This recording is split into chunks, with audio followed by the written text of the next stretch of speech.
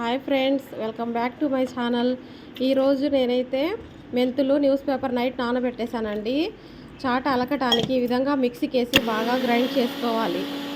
ఈ విధంగా మెత్తగా వేసుకోవాలి మిక్సీకి. పేపర్లు మెంతులు బాగా మెత్తగా నానాయి. నైట్ వేసాను, నానబెట్టాను. ఇప్పటికి మిక్సీకి వేస్తే బాగా మెత్తగా ఈ విధంగా చేసుకోవాలి. మిక్సీలో వేసేటప్పుడు కొంచెం కొంచెంగా వేసి నీళ్లు వేసుకుంటూ తిప్పుకోవాలి, లేదంటే జార్ టైట్ అయిపోయింది న్యూస్ పేపర్లు ఉన్నాయి కాబట్టి.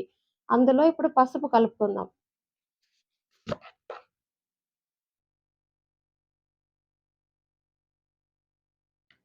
బాగా కలర్ఫుల్ గా ఉండిద్దని పసుపు కలుపుతారు.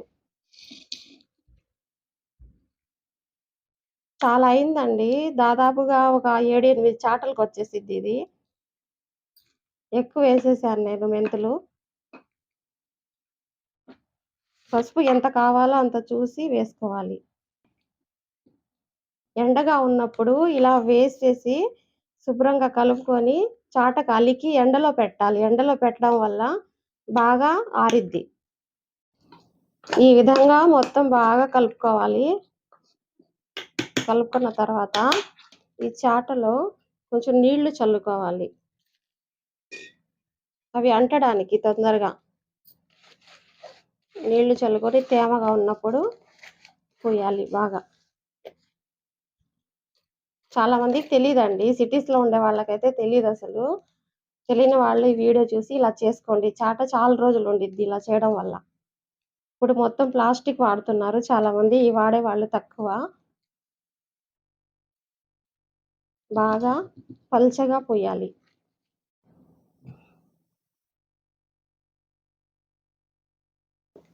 ఈ విధంగా అలకాలండి, పల్చగా.